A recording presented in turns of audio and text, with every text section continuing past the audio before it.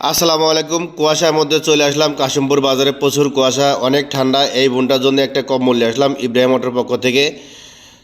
খুবই অসহায় মানুষ, এর নাম হচ্ছে মর্জিনা, সবাই হাসিনা পাগলি বলে ডাকে। কাশিমপুর বাজারের পাশে বাসা এনার ঘরের পরিবেশ দেখেন, উপরে 3-4টা টিন দিয়ে চাল দিয়ে আছে, বেড়া নাই, বাতাস ঢুকে, চৌকি পাড়া আছে, কোনো বিছানা চাদর কিছু নেই। ওনার ঘরে খাবার নেই, স্বামী সন্তান কেউ নেই। যদি এই ভিডিওটা ভালো লাগে আপনারা সবাই বেশি বেশি করে শেয়ার দিবেন, যেন এই বোনটার খাবারের জন্য আমি কিছু করতে পারি। কোনো হয়তোবা প্রবাসী কোনো ভাইয়ের কাছে এই ভিডিওটা গেল, বেশি বেশি শেয়ার দিবেন।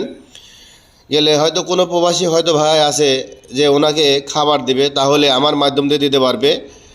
আমার ঠিকানা দিয়ে দিচ্ছি, ইব্রাহিম অটো, রাজাপুরহাট, বড়াইগ্রাম, নাটোর। আমরা অসহায় মানুষের পাশে দাঁড়াবো।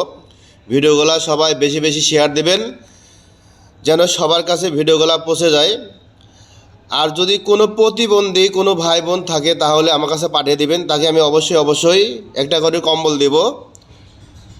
ভিডিওটা ভালো লাগলে সবাই অবশ্যই শেয়ার দিবেন।